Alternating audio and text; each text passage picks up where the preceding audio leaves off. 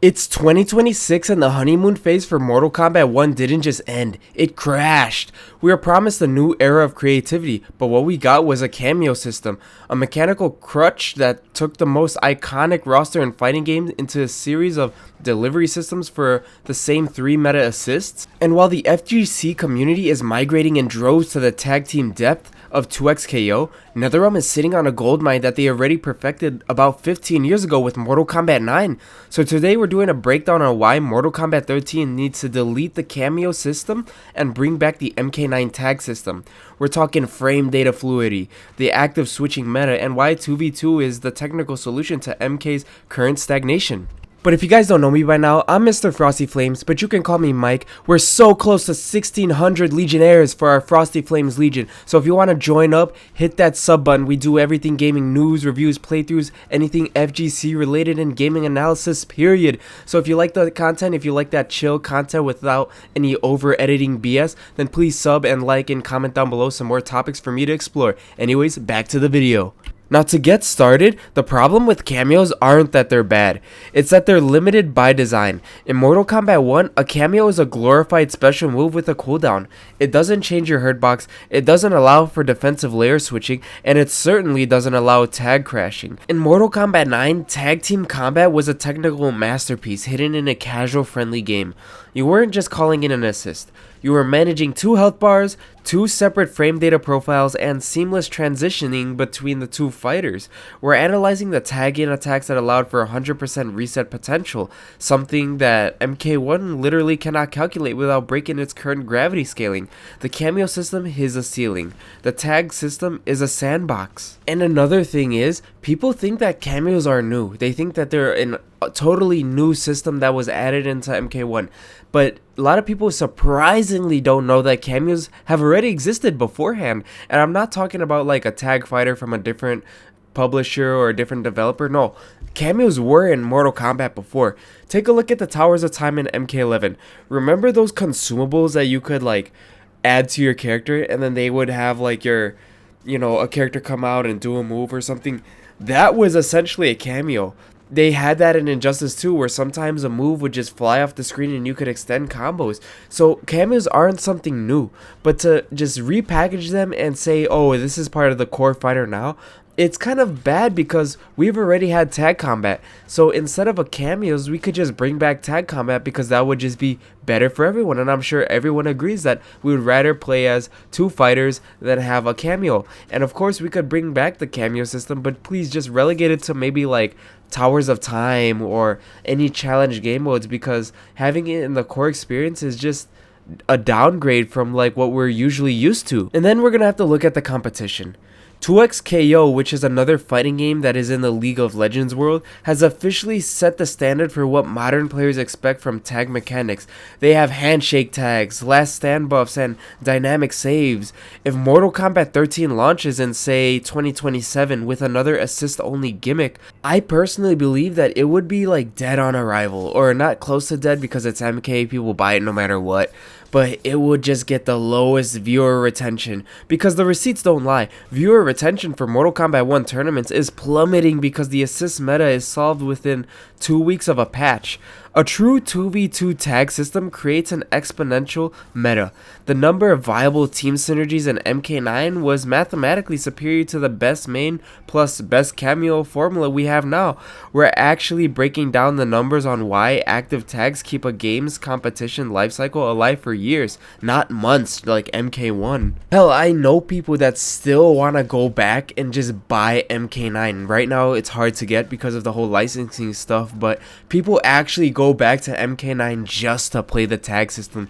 Like, it was fun with friends, and imagine if they fully implemented it online. Like, say in Mortal Kombat 13 you could queue up with your friend. I don't know how good it would be ranked because of connectivity issues, like if it's you and your friend versus someone else and their friend, right? It might be tough having those 4 connections. Like, the input lag would be crazy. But so you could do like a tag combat but just 1 player each. But maybe in casuals you could queue up with your friend and just play Mortal Kombat. That would be fun, right? It will give you an incentive to actually play with your friend and learn combos with your friend.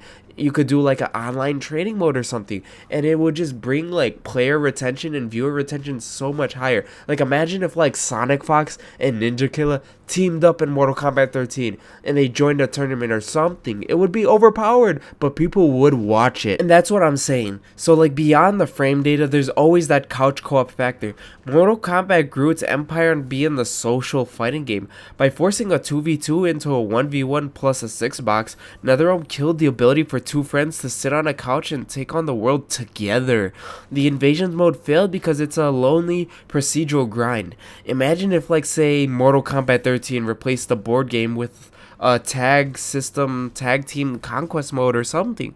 2 players, 1 journey, switching mid-fight to handle different elemental resistances or something like that. See, this idea that I did was just off the top of my head, but that's how you fix a live service rot. You don't have to give us palette swaps. You give us a shared experience, and the fact that I just came up with that on the fly to say for this video, and it's already better than Invasions mode, what they thought about for years to put into MK, is very concerning. There needs to be something different to change for Mortal Kombat 13 in order for it to be good. And another thing is, there's a rumor that Mortal Kombat 13 is the first true creation-based fighter for NetherRealm's new internal engine. This is the chance to fix the loading and switching bottlenecks that supposedly made 2v2 too taxing for the Mortal Kombat 1 hardware. If they can't handle 2 character models on the screen at once with full movesets in 2027, then that engine is already obsolete. Come on, it's a 2027, guys. We're looking at the memory allocation benchmarks of the PS5 Pro and why there are zero technical excuses left for why tag combat isn't the standard, or at least a feature in this game. Now, every time I mention 2v2 tags, there's always this skeptics. They bring up the same 2 issues, like broken stuff like infinite combos and hardware limitations. They point to the broken 100% resets in MK9 and the engine stutter in MK11 as proof that tag fighting is a relic of the past. But in 2026, those aren't cons. They are solved engineering problems that NetherRealm are simply just too lazy to implement. Now, here's the technical fix for, say, like infinite problems or like overpowered stuff. So you could have gravity decay scaling. MK1 already has the tech. They just need to map it to active tags. By implementing a tag meter that drains based off of the length of the combo, you prevent that 100% touch of death resets while maintaining the high skill ceiling of creative transitions. You don't ban the tag, you tax the frame data. And plus, NetherRealm could just reallocate their assets into testing, fixing, and patching these infinites that happen. Of course, tag team combat maybe won't be a thing in ranked, but that doesn't mean that it shouldn't be a thing at all. And plus, it could still even be a thing in ranked if NetherRealm just makes it clean. And as for the hardware bottleneck, look at the NRS 3.0 engine specs. We are in an era of high-speed SSD asset streaming. The memory crash excuse from the PS4 era is dead. If 2xKO can run 4 high-fidelity character models simultaneously without dropping a single frame of netcode, then Mortal Kombat 13 has zero excuse. The con is actually just a lack of optimization. The fix is building the game for 2v2 from day one, not tackling it on as a cameo afterthought. We're moving from assist loops to handshake tags, and that tech we already have basically, so it should be easy for NetherRealm to implement. So in the end, NetherRealm is at a crossroads. They could keep chasing the assist gimmick until the franchise becomes a mobile game clone, or they could return to the gold standard of Mortal Kombat 9 and evolve it for a new generation. A 2v2 tag system isn't just a regular mode. It's a legacy mode that is beloved by fans and should be brought back in Mortal Kombat 13 for the modern generation. I've laid out the receipts. The tech is there, the demand is there for sure, and the competition is already doing it better. But that's just my take. What about you? Are you tired of the cameo cooldowns and the cameo system? But you know, for me, I didn't really mind it, but sheesh. If we have 2v2s and MK9, I'm just like, why is cameos in the game? They could have just been doing the 2v2. But like I said, that's just my take. Anyways, if you enjoy these type of videos, make sure you like, share, comment your thoughts down below, and subscribe to join the MrFrostyFlamez Legion. We're almost at 1,600. We're growing fast, guys. Keep those subs coming. I love you all. Thank you all for watching, and let me know what other content to do down below. I'm running out of ideas, guys. I'm being honest with you. So just let me know. Anyways, thank you all for watching. MrFrostyFlamez out. Ciao.